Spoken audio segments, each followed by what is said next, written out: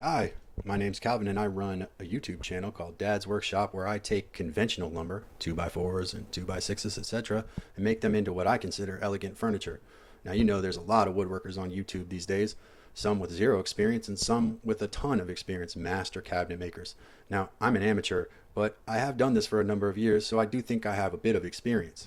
Now, I'm on a continuous quest for improvement as far as my woodworking skills are concerned. So, the other night I was doing a little research on the arts and crafts movement, and particularly about this man named Charles Rennie McIntosh, who was a big proponent of curves and frills and all these different things in design. But I fell asleep with my phone on my chest. I didn't know if I was awake or I was asleep because I was in the same spot. But in my dream, I got a FaceTime call from Charles Rennie McIntosh.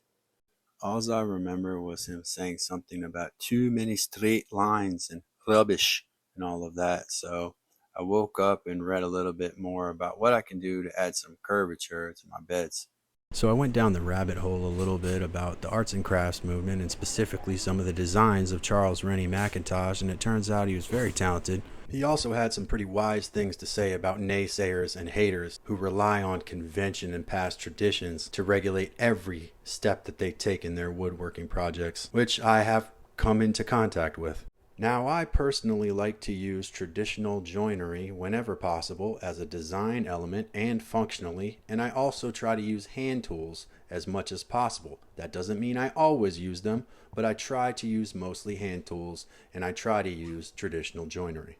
Now, I decided with the skills that I have of chiseling and so forth that the best means for me to cut these braces, 8 of them, all identical, was to do cross cuts with my bandsaw and establish the shape, making a form, which I did in a previous video. If you want to check out those and go through my lives, I built a form and then I cut them with the bandsaw and I chiseled out that waste after I made a stop cut to make sure that I didn't have blowout. And all of my braces turned out identical this way.